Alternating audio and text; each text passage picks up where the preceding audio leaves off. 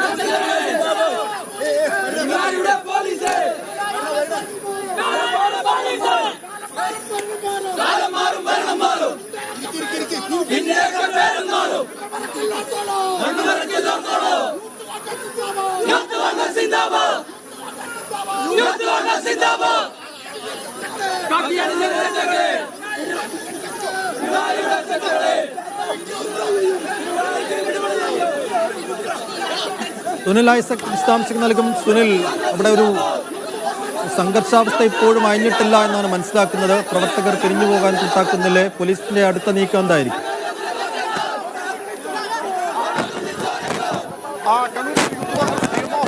നടത്തിയ മാർച്ചിൽ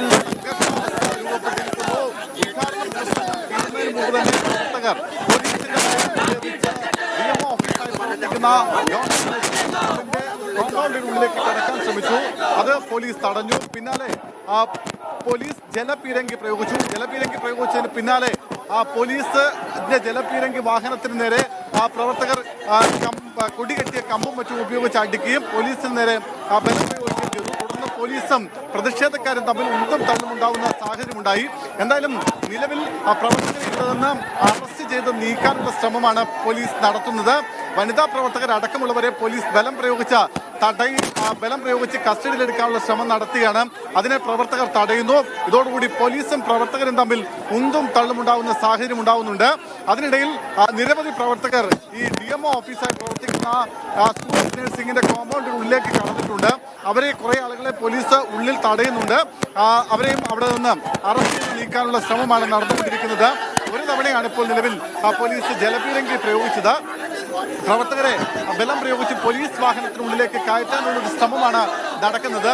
ഇവിടെ പള്ളിക്കുന്നിൽ താൽക്കാലികമായി പ്രവർത്തിക്കുന്ന DMO ഓഫീസാണിത്. അതുകൊണ്ട് അത് വളരെ ഇടുങ്ങിയ ഒരു സ്ഥലത്താണ് DMO ഓഫീസ് പ്രവർത്തിക്കുന്നത്. ചെറിയ ഇടവഴിയാണ്.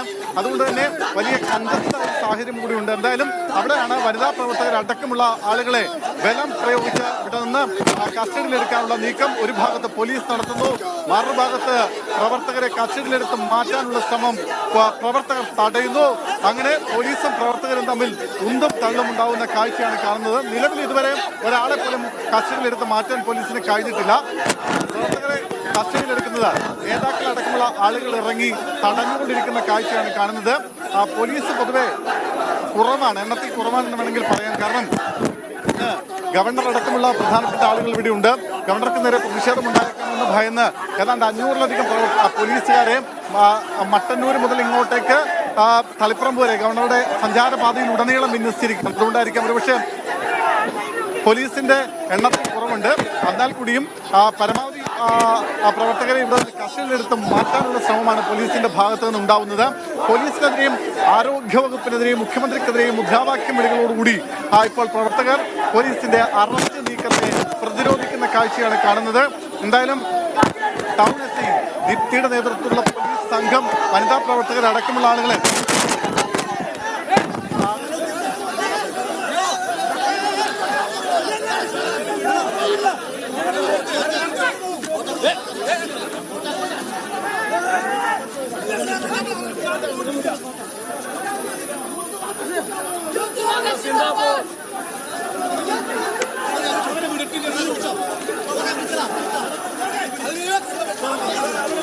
സംസ്ഥാനത്തിന്റെ വിവിധ ഭാഗങ്ങളിൽ യൂത്ത് കോൺഗ്രസ് നടത്തിയ DMO ഓഫീസ് മാർച്ചുകൾ പുരോഗമിക്കുന്നു. ചിലയിടങ്ങളിലൊക്കെ നേരിയ സംഘർഷമുണ്ടാകുന്നു. കണ്ണൂരിൽ നിന്നുള്ള ദൃശ്യങ്ങളാണ് ഇപ്പോൾ കാണുന്നത്. DMO ഓഫീസിലേക്ക് മാർച്ച് നടത്തിയ പ്രവർത്തകരും പോലീസും തമ്മിൽ ചെറിയ സംഘർഷാവസ്ഥ രൂപപ്പെട്ടിരിക്കുന്നു.